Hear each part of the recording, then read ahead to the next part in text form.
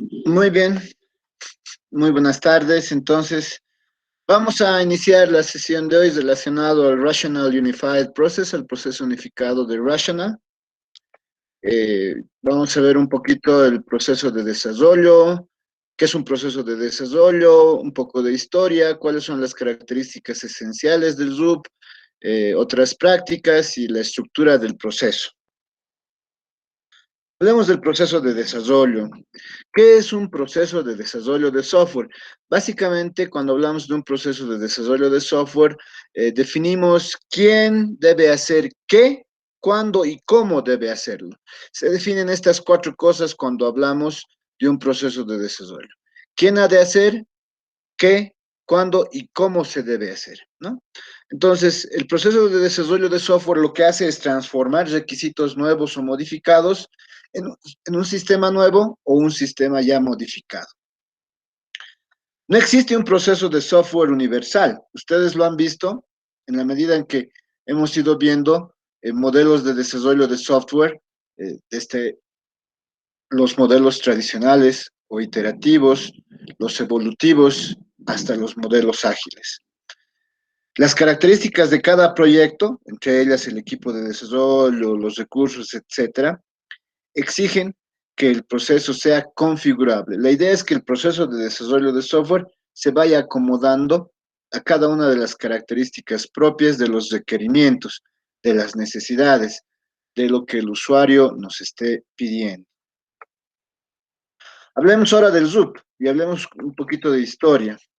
Los creadores y fundadores del RUP son Grady Butch, Ivar Jacobson y James Rumbaugh. Y todo esto empieza ya en 1967, cuando Ivar Jacobson, estaba trabajando en Ericsson y lo que hace es proponer una metodología denominada The Ericsson Approach para desarrollar software. Aproximadamente 9 años después, Jacobson, Ivar Jacobson, funda su compañía denominada Objectory AB. Y en el 76 crea un lenguaje para la descripción y la especificación de sistemas de software. 10 años después, 11 años después, 1987, Rational compra Objectory. A propósito, Objectory es la contracción de Object Factory, ¿no? De una fábrica de objetos, Object Factory. Y Rational, que en ese momento estaba liderizada por Grady Butch y James Rumbaugh, deciden comprar Objectory de Ivar Jacobson. Ya en el 95 se propone una metodología denominada Rational Approach y ya en 97 se hace una combinación de lo que se había descrito por Objectory y por lo que se tenía en Rational, y se denomina a este proceso el proceso de Objectory Rational, que viene del inglés Rational Objectory Process, ya en 1997, y al mismo tiempo UML, el lenguaje unificado de modelado, que es el siguiente tema que vamos a ver, se vuelve un estándar en la industria. Así, en el 98 aparece el Rational Unified Process, el RUP, y ya en 1999 se habla de un proceso de desarrollo unificado de software. Y luego el 2001 se ve una actualización, una modificación al RUP, la que se le denomina RUP 2001. En 2003, Rational Software se vende por 2.10 millones, 100 millones de dólares a IBM, convirtiéndose a partir de ese momento en IBM Rational Software, ¿no? Que son los que hasta la fecha se encargan de mantener este framework de desarrollo, este proceso unificado de desarrollo denominado RUP, Rational Unified Process, proceso unificado de Rational. ¿Cuáles son sus características esenciales? Decimos, el RUP tiene tres características esenciales a saber. Proceso dirigido por los casos de uso. Es un proceso centrado en la arquitectura y además decimos que es iterativo e incremental. Estos tres son las características esenciales del uso. Cuando hablamos de que es un proceso dirigido por los casos de uso, ¿a qué nos referimos? Tendríamos que primero definir lo que es un caso de uso. Lo que ustedes observan acá en la diapositiva es un caso de uso en un paquete. Todo esto que está en la figura es un caso de uso empaquetado. Estos monigotes se denominan actores y estos casos de uso son estos óvalos. Hacer pedido, modificar pedido, confirmar pedido, tomar pedidos, realizar pago, generar reports, administrar mesas, administrar empleados. Todos esos son casos de uso. Y todo lo que acabamos de mostrar en ese paquete es un diagrama de casos de uso. Bueno, entonces, ¿qué será un caso de uso? Básicamente, un caso de uso no es más que un fragmento de funcionalidad del sistema. Sí, es algo que tiene que funcionar dentro del sistema, que proporciona al usuario un valor añadido. Por ejemplo, debe haber dentro del sistema un mecanismo para que el cocinero, ¿no?, confirme pedido o tome pedido, o para que el cajero realice un pago, ¿no?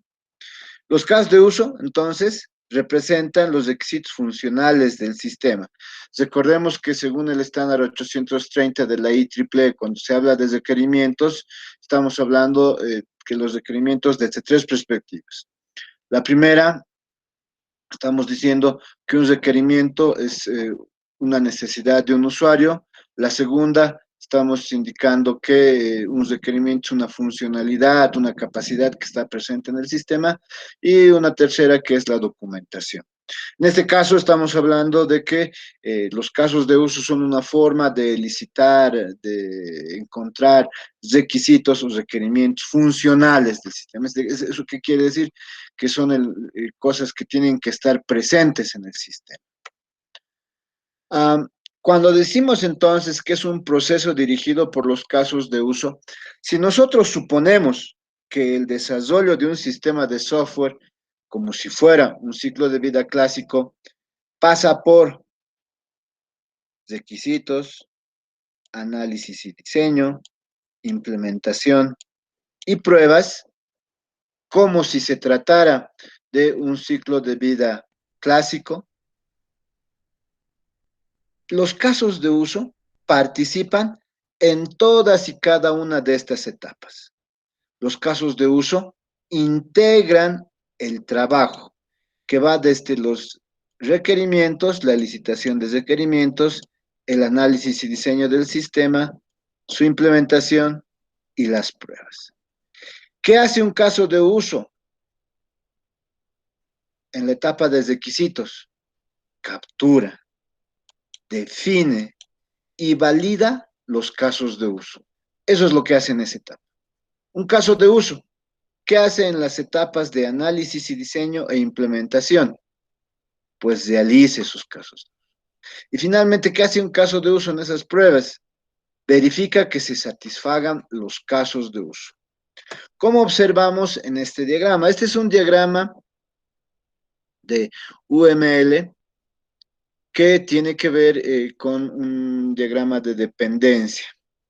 Eh, ¿Qué me indica? ¿Qué me indica?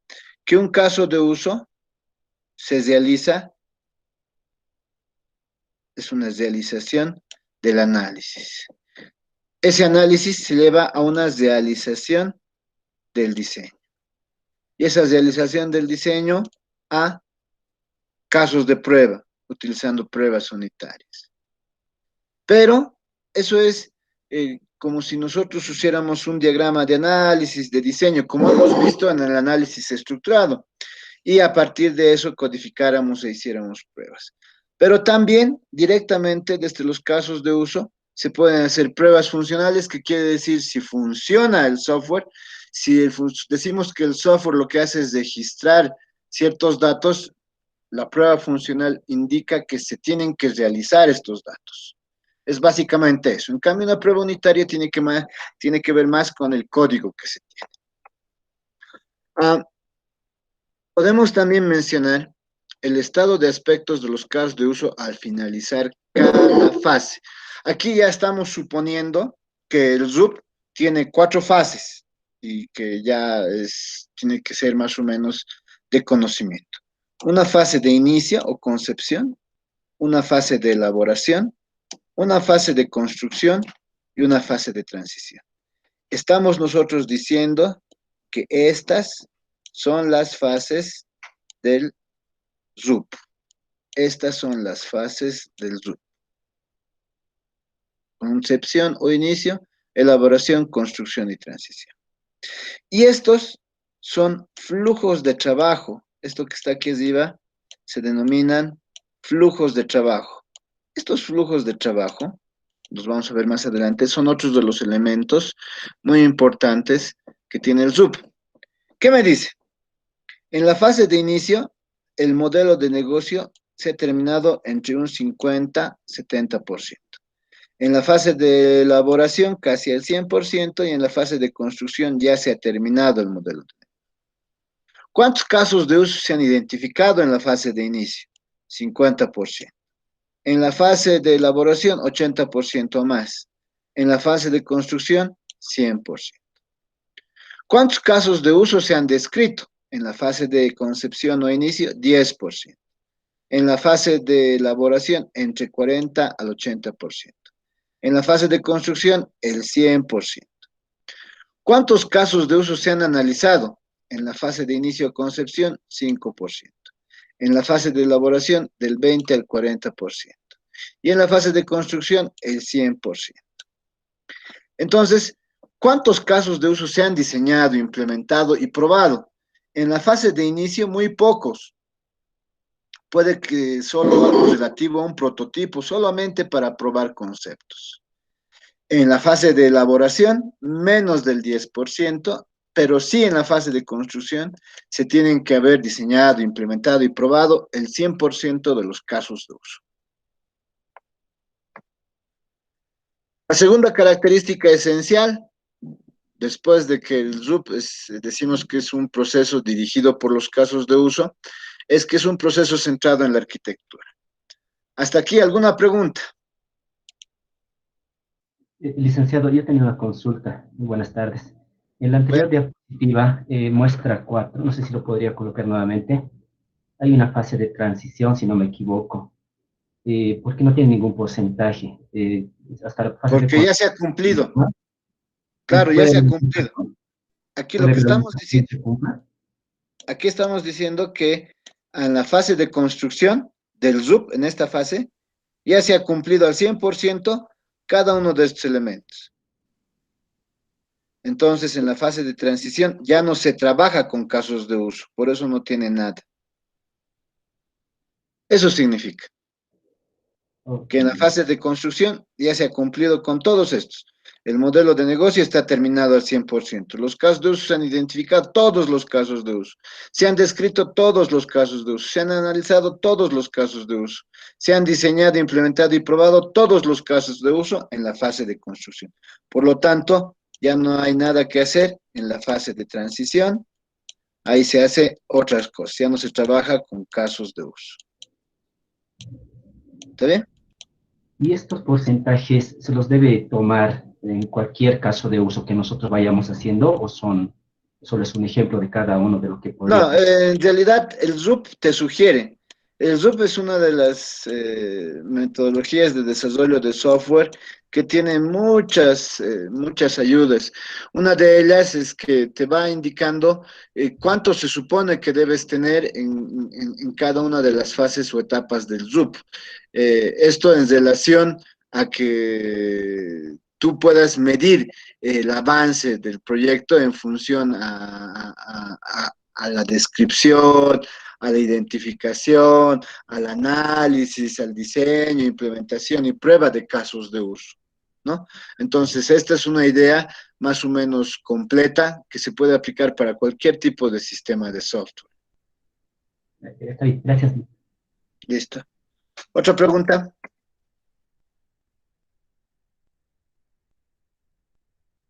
Muy bien. Entonces vamos hacia la segunda, que tiene que ver con un proceso centrado en la arquitectura. Para eso primero tenemos que decir qué es la arquitectura. Nada más que la arquitectura de un sistema es la organización o la estructura de sus partes más relevantes. Por ejemplo, por ejemplo, si nosotros estamos hablando, si nosotros estamos hablando de un sistema de control de ventas, de compras, de inventarios, nosotros estamos hablando de un diagrama de clases, que probablemente ustedes recuerden de 121, que los vamos a volver a repasar en la siguiente unidad didáctica, pero que tiene que ver con esto. ¿Cómo yo puedo saber que es un sistema de inventarios? Entonces yo me doy cuenta que es un sistema de inventarios, al menos si, por ejemplo, yo tengo clases como almacenero, como producto, y que digamos en producto haya un método, ¿no? Que diga calcular stock, ¿no? Entonces yo más o menos puedo inferir que se trata de un sistema de inventarios. Entonces, la arquitectura es esto, es la organización o estructura de las partes más relevantes. Ustedes ven esas clases y dicen, ah, es un sistema de control de personal, ah, es un sistema de control de inventarios, ah, es un sistema de compras y ventas. Y ya se dan cuenta. Si ustedes se dan cuenta, al partir de ver un diagrama de clases como esto, decimos, eso es la arquitectura del sistema, la organización o estructura de sus partes más relevantes. Eso nos permite tener una visión común entre todos los involucrados, tanto desarrolladores como usuarios, y de esta manera tener una perspectiva clara del sistema completo, necesaria para controlar el desarrollo. Ahora, claro, esta puede ser la arquitectura base, y más adelante, producto del análisis y otras cosas, nosotros podemos ir agregando otras clases. Nos cambian requerimientos, hay otros requerimientos y vamos agregando más clases. Eh, pero, ¿cuál era la arquitectura base? Estas tres. La organización o estructura de sus partes más relevantes. Y claro, después podemos, a medida que vamos desarrollando el sistema de software, podemos ir agregando otras clases, ¿no? Ahora, una arquitectura ejecutable es una implementación parcial del sistema. Esto es lo que decíamos. Estas clases, obviamente, luego se van a codificar y cuando se codifican, se van a ejecutar. Entonces, esto es una implementación parcial del sistema.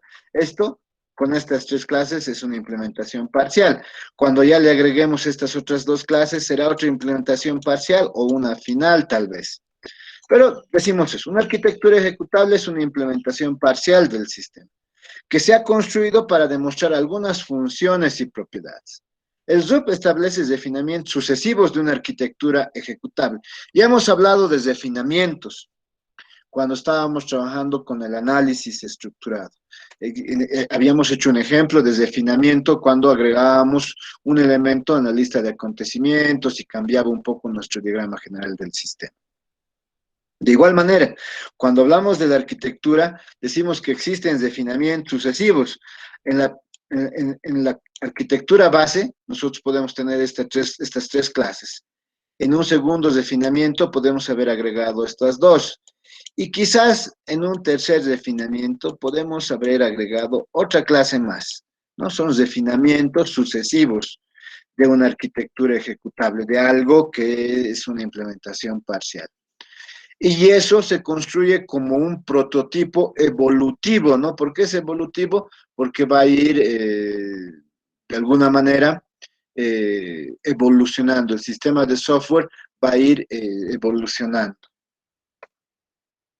Entonces, si nosotros consideramos las fases del RUP que estábamos mencionando, la fase de inicio o concepción, la fase de elaboración, la fase de construcción y la fase de transición, nosotros nos percatamos que ir por estas fases nos lleva un determinado tiempo.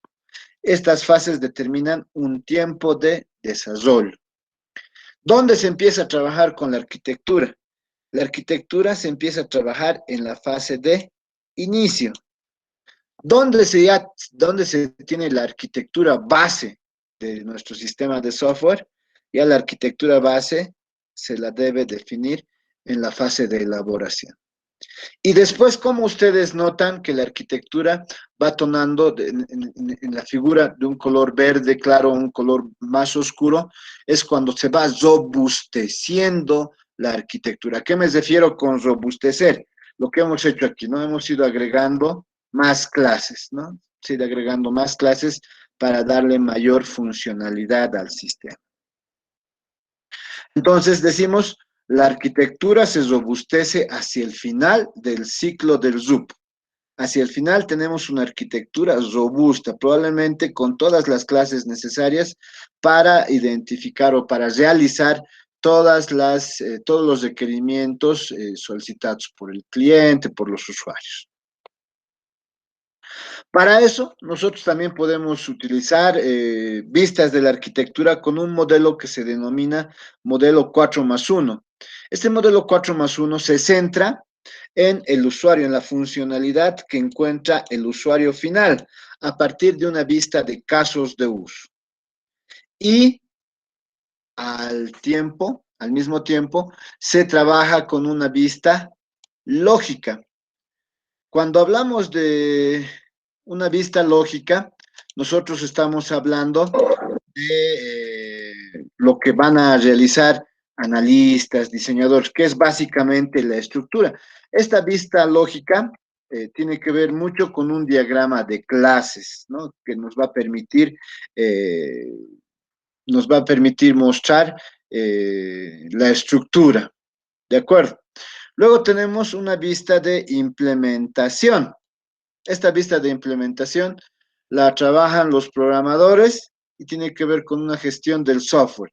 Ahí nosotros hablamos de un diagrama de componentes.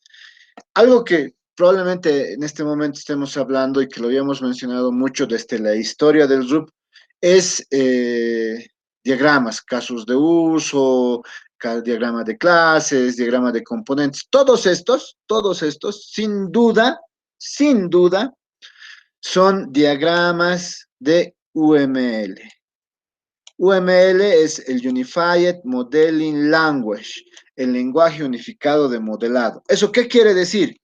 Que nosotros no podemos disociar el RUP de UML. Eso es imposible, no se puede disociar.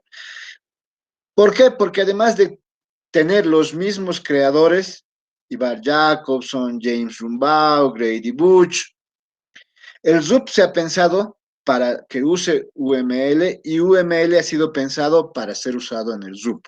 Entonces no se puede disociar. Por eso estamos hablando en una vista lógica, por ejemplo, de que tiene que ver con analistas, diseñadores, donde se muestra la estructura de un diagrama de clases. Estamos hablando de una vista de implementación, que lo hacen los programadores, una gestión de software. Estamos hablando de un diagrama de componentes. A partir de la vista lógica también podemos tener un diagrama de una vista de procesos que son también un diagrama de componentes, donde los que lo realizan son los integradores del sistema, donde se verifica la performance, la escalabilidad y otras. Y tenemos al mismo tiempo la vista de despliegue, de deployment view, la vista de despliegue. Esta vista de despliegue ya tiene que ver con nodos, cómo físicamente se va a implementar un sistema de software. Cuando los que lo realizan son los ingenieros de sistemas, se habla de una topología de sistemas, se habla de un envío, de comunicación entre estos nodos, etc.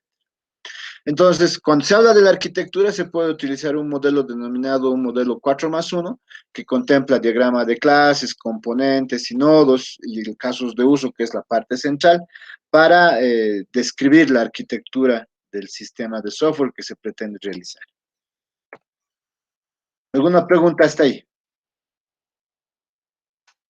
Licenciado, Hablando del Sí, ZUP, estaba viendo que había el tiempo en uno de sus gráficos. ¿Hay alguna manera de medir ese tiempo o es que en el transcurso del camino nomás lo vamos a determinar? hay una herramienta, más adelante vamos a ver, el ZUP es una metodología tan poderosa que te permite calcular el tiempo, en porcentaje, para cada una de las fases o etapas del ZUP. Ahora, la diferencia radica al momento de calcular ese tiempo, como lo vamos a ver, radica en lo que se tenía haciendo en los últimos años. Al principio, nosotros decíamos, vamos a desarrollar un sistema de software en 8 meses, en 10 meses. Entonces tú te preparabas, por ejemplo, un sistema de software para trabajar a lo largo de un año. Pero eh, hoy en día la mayoría de las empresas, por ejemplo, si uno va al SICOES, al sistema de contrataciones estatales, si uno va al SICOES, la mayoría de los sistemas de software que se solicitan te dicen, tiene 2 meses, tiene 3 meses, entonces tú ajustas ese tiempo. Antes uno podía planificarlo, pero ahora se ajusta en función de lo que te pide la organización. Pero el ZUP te permite calcular cuánto tiempo le vas a determinar a cada una de las fases del ZUP. Te permite hacer eso, ya te lo permite. Eso sin lugar a dudas. ¿Ok? Se podría decir que esa sería una diferencia con el modelo XP, que si no me equivoco es el modelo que te basas en el tiempo que te dan, si no me equivoco. En Bueno, realidad, cuando hablamos del XP, hablamos de un trabajo que se puede hacer a partir de iteraciones y entregas tempranas de software. Dentro de la industria del software, dentro del desarrollo de sistemas de software, podemos pensar al ZUP como el punto de inflexión. ¿Qué es el punto de inflexión en matemática? William, ¿qué es el punto de inflexión en matemática? El punto de inflexión es justamente donde la curva, tenemos una curva, cambia de pendiente. ¿No es cierto? Cambia de pendiente. Ese es el punto de inflexión. Dentro de la industria del software, el ZUP es el punto de inflexión. Es decir, hasta el ZUP tenemos el uso de metodologías tradicionales, ya sean iterativas o evolutivas, tradicionales. A partir del ZUP emergen lo que se denominan metodologías ágiles. Si tú buscas un poco los foros que se tienen de discusión de desarrollo de software sobre el ZUP, te vas a percatar que hay posiciones divididas en cuanto al RUP, si es una metodología de desarrollo tradicional, pesada, o si es una metodología de desarrollo ágil, liviana. La respuesta es muy sencilla. Si tú centras el desarrollo de tu sistema de software en el RUP, pero basado en la documentación que genera, basado en la documentación que genera, lo estás trabajando como si fuera una metodología tradicional pesada. Pero si te basas en el desarrollo de tu sistema de software en un RUP con entregas tempranas de software, lo estás manejando como si fuera una metodología ágil de desarrollo de software.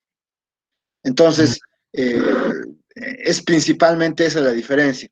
Podríamos creer, y una otra de las particulares también del XP, es que el XP se basa en buenas prácticas. Si ustedes revisan, muchos de los elementos que componen XP, como las historias de usuario, las tarjetas CRC, se han venido utilizando antes en la industria del software, pero nunca de la manera en que en el XP se han utilizado. ¿Por qué? Porque XP ha dicho, cuando Ken Beck lo ha propuesto, ha dicho, hay que usar todo lo que ya se ha probado que funciona. Por eso se basa en buenas prácticas. ¿De acuerdo? sí, licenciado, gracias. Muy bien. Ahora, ¿alguien más tiene alguna pregunta? Ok, vamos a la tercera característica esencial del RUP. Es un proceso iterativo e incremental. La estrategia que propone el ZUP es tener un proceso iterativo. ¿Qué quiere decir iterativo? Que vamos a hacer un ciclo de cosas, un ciclo de cosas. Y para cada uno de estos ciclos vamos a ir produciendo un incremento de software, lo que le mencionaba William hace rato. Si lo manejamos así, por cada iteración nosotros creamos un incremento, un trozo de software funcional, estamos funcionando, estamos trabajando con el RUP como si fuera una metodología ágil de desarrollo de software. Entonces, en el RUP, al tener un proceso iterativo e incremental, el trabajo se divide en partes más pequeñas o mini proyectos, un ciclo, cuando hablamos de una iteración. Cada mini proyecto se puede ver como una iteración, como les decía, un recorrido más o menos completo a lo largo de todos los flujos de trabajo fundamentales, del cual vamos a obtener un incremento que va a producir un crecimiento en el producto. Este ciclo de vida iterativo se basa en la evolución de prototipos ejecutables que se muestran a los usuarios y clientes. En el ciclo de vida iterativo, cada iteración se va a reproducir el ciclo de vida en cascada a menor escala. ¿Qué quiere decir? A ver, quiere decir que si nosotros tenemos análisis, diseño, implementación, pruebas, que es el ciclo de vida clásico, que ustedes probablemente lo hayan investigado para el webquest de esta asignatura, lo hayan visto en ingeniería de software. Si ustedes hacen esto, cada vez que nosotros hagamos una iteración, vamos a hacer análisis, diseño, implementación, pruebas. Iteración 1, encontramos un trozo de software funcional. Análisis, diseño, implementación, pruebas. Iteración 2, ese software evoluciona. Encontramos una siguiente versión. Análisis, diseño, implementación, pruebas. Tercera iteración. Encontramos una siguiente versión 0.3. Y así se va. Eso quiere decir iterativo e incremental. Por eso también decimos, en el ciclo de vida iterativo, a cada iteración se reproduce el ciclo de vida en cascada a menor escala. Los objetivos de una iteración se establecen en función de la evaluación de las iteraciones precedentes, es decir, qué hemos hecho antes y qué es lo que queremos hacer en la siguiente iteración. Entonces, esto es más o menos lo que les decía. Si nosotros hacemos los requisitos, licitación de requerimientos, análisis, diseño, implementación y pruebas, nosotros, ¿qué estamos haciendo? Una iteración, ¿no? Y cada vez que volvamos a la siguiente iteración, aquí, ¿qué vamos a producir? Esta es una iteración. ¿Qué vamos a producir? Un incremento. ¿Este incremento qué es? No es nada más que una versión del software. Además, en esta iteración se va a incluir la planificación de la iteración, el análisis de la iteración y algunas actividades específicas de la iteración. Esto se considera un mini proyecto. Y este es el esquema del RUP. Este es el esquema del RUP que tiene fases y que tiene flujos de trabajo. En este esquema, como ustedes observan, nosotros tenemos las fases de inicio. Nosotros tenemos la fase de inicio, de elaboración, de construcción y de transición. En estas 4 fases, nosotros también en el RUP, recordemos que estas fases tienen que ver con el tiempo, ¿no? Se van a realizar en el tiempo. Para hacer estas fases nosotros tenemos flujos de trabajo, este eje que es estático. Tenemos flujos de trabajo que se denominan fundamentales y otros que son de apoyo. Los fundamentales son el modelado del negocio, los requerimientos, el análisis y diseño, la implementación, las pruebas, el despliegue. Esos son flujos de trabajo fundamentales. Y tenemos estos otros que son flujos de trabajo de soporte, como la gestión de configuraciones y cambios, la gestión del proyecto, el entorno. ¿De acuerdo? Entonces, ¿cómo funciona esto? Funciona, nosotros en la fase de inicio, ¿qué vamos a hacer? Vamos a hacer modelado del negocio, requerimientos, análisis y diseño, implementación, pruebas, despliegue. Tenemos una iteración inicial. En la fase de elaboración, porque solo me dice que voy a tener una iteración inicial en la fase. En la fase de elaboración, ¿qué voy a hacer? Nuevamente voy a hacer modelado del negocio, requerimientos, análisis y diseño, implementación, pruebas, despliegue, configuración y gestión del cambio, manejo del proyecto, entorno, una iteración. Y puedo hacer otra iteración. Nuevamente, modelado del negocio, requerimientos, análisis, diseño, implementación, pruebas, despliegue, gestión y configuración del cambio, gestión del proyecto, el entorno. dos elaboraciones. Porque además el RUP me dice que solo voy a tener una iteración en la fase de inicio, dos iteraciones en la fase de elaboración, n iteraciones en la fase de construcción y dos iteraciones en la fase de transición. Además, me sugiere eso. Ahora, ¿qué más me dice el RUP? Si ustedes ven aquí los gráficos, me dice el modelado del negocio, ¿dónde inicia? Inicia en la fase de inicio. ¿Dónde termina? En la fase de construcción. Aquí ya se debe tener al 100%. Los requerimientos, ¿dónde inician? En la fase de inicio, fase de elaboración, donde ya debería estar completo casi todo en la fase de construcción. El análisis y diseño, ¿dónde inicia? En la fase de inicio, pero donde más se hace es en la fase de elaboración. ¿Dónde termina? En la fase de construcción, al menos. Y aquí debería hacerse muy poco en la fase de transición. La implementación, ¿dónde vamos a empezar a implementar? Podemos hacer entregas tempranas en la fase de inicio, pero la mayoría se entrega en la fase de construcción y algunas cosas en la fase de transición. Entonces, además, el RUP me da en esta figura más o menos los esfuerzos y los tiempos que se va a dedicar a cada una de las fases por cada uno de los flujos de trabajo. Entonces, ahí hemos hablado de las iteraciones. Ahora, ¿qué produce lo que estamos mencionando? Produce lo siguiente.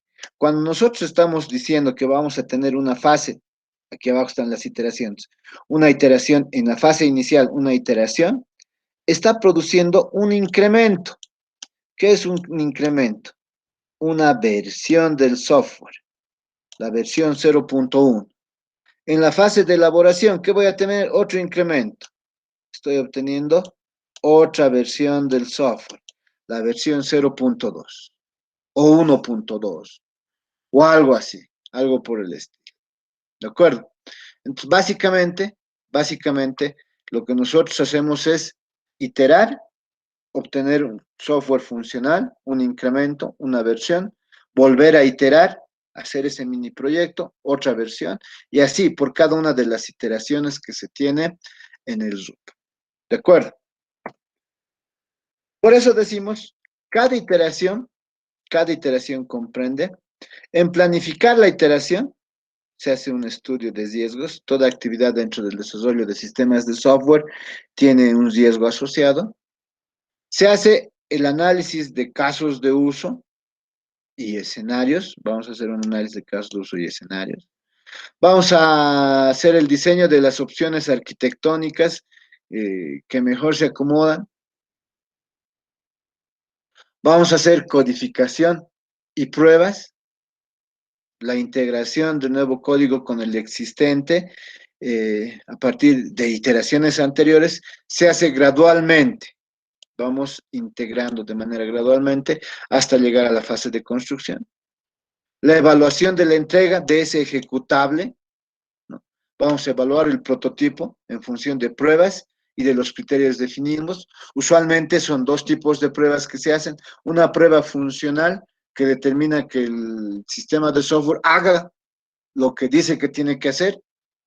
Si dice que va a calcular el stock de un determinado producto, la prueba funcional determina que si realmente se está haciendo eso. La segunda prueba son las pruebas unitarias que tienen que ver ya con el código. Luego hablamos de la preparación de la entrega, que tiene que ver con la documentación e instalación del prototipo. Cada iteración se hace esto. Se planifica, se analiza, se diseña, se codifica, se evalúa, se prepara la entrega. En un proceso iterativo, en este proceso iterativo incremental, nosotros podemos comprender un enfoque secuencial de los primeros modelos tradicionales.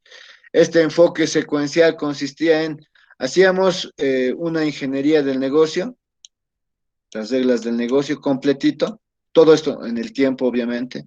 Luego hacíamos requerimientos completito, luego análisis y diseño completito, luego hacíamos la implementación completita, las pruebas, el despliegue, pero nosotros siempre decíamos en los modelos secuenciales, en estos enfoques secuenciales, ¿qué pasa si cuando se está implementando hay un cambio de requerimientos?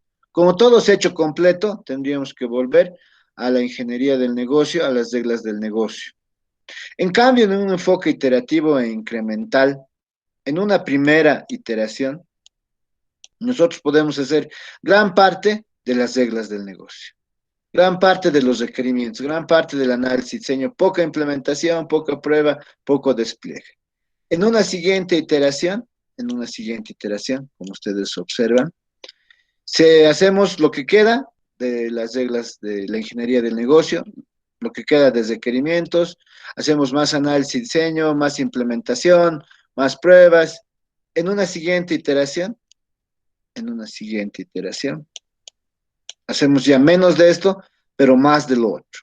Entonces, de tal manera que se garantice que en cualquier momento, si existen cambios a los requerimientos, el desarrollo, siguiendo este enfoque, se acomode tranquilamente. ¿Cuál es el grado de finalización de artefactos? En base a cada una de las fases. Por ejemplo, en la fase de inicio, vean que ninguno de los artefactos está finalizado, no se ha cumplido.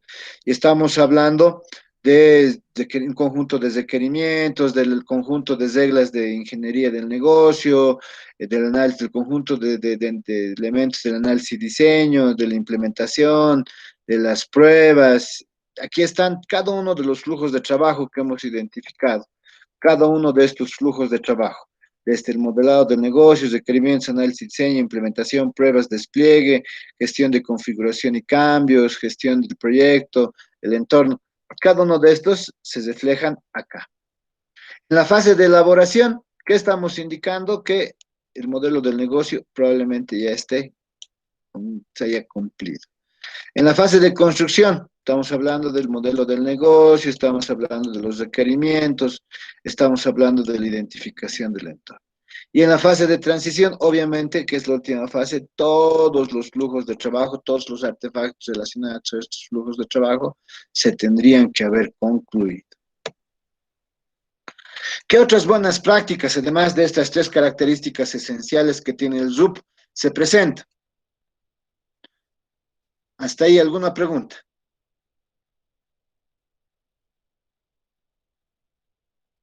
Preguntas. Sí, licenciado, tengo una consulta. Respecto a la evaluación de la entrega, se hace una prueba general, ¿verdad? Y luego se hace una prueba unitaria. Esta parte no me queda claro. ¿Cómo se le hace la prueba unitaria al código? ¿Se lo testea? Ya, por ¿Se manda ejemplo, definido? pruebas unitarias, ustedes han debido aprender en Java, ustedes son de la generación del Java, con el try, el throw y el catch. El try me permite probar un código, throw manda una excepción, el catch recibe la excepción y muestra un mensaje, en el caso de que ocurriera o no un error. Eso es lo que ocurre cuando se habla de pruebas unitarias. Y eso depende del lenguaje de programación que ustedes estén usando. Pero básicamente se refiere a un manejo de excepciones. ¿De acuerdo?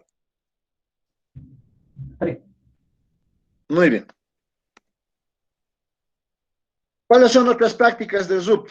Prácticas, buenas prácticas. Recordemos que, como habíamos mencionado para el XP, casi todo en la industria del software son buenas prácticas.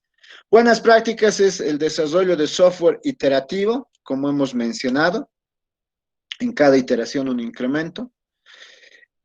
Buena práctica es el desarrollo basado en componentes porque estamos suponiendo que cada iteración puede generarnos un incremento basado en componentes, componentes como un generador de formularios, un generador de consultas, etcétera, que siempre, o un componente que me permita conectarme a una base de datos que cualquier sistema de software va a tener. Otra buena práctica es utilizar UML, el modelado visual con UML que les había mencionado. No podemos disociar el RUP de UML ni UML del RUP. Y estamos hablando en este caso de que todos los modelos, todos los diagramas que va a usar el RUP son de UML. La verificación continua de la calidad. ¿Cómo se consigue esta verificación continua de la calidad? Seguramente a partir de realizar cada una de las etapas que se definen para lograr el incremento en cada una de las iteraciones y fases que tiene el RUP. La gestión de cambios es un flujo de trabajo que también tiene el RUP. Gestión de cambios y configuraciones que tiene que ver mucho con los cambios en los requerimientos y que estos cambios se pueden ir reflejando desde la fase de inicio y en menor medida, pero pueden existir hasta la fase de transición. Y finalmente, otra buena práctica, la gestión de requisitos a partir del uso de casos de uso, que son los que dirigen. ¿De acuerdo? Estas son buenas prácticas que se aplican en el Zoom. ¿Hasta aquí alguna duda de todo lo que hemos visto?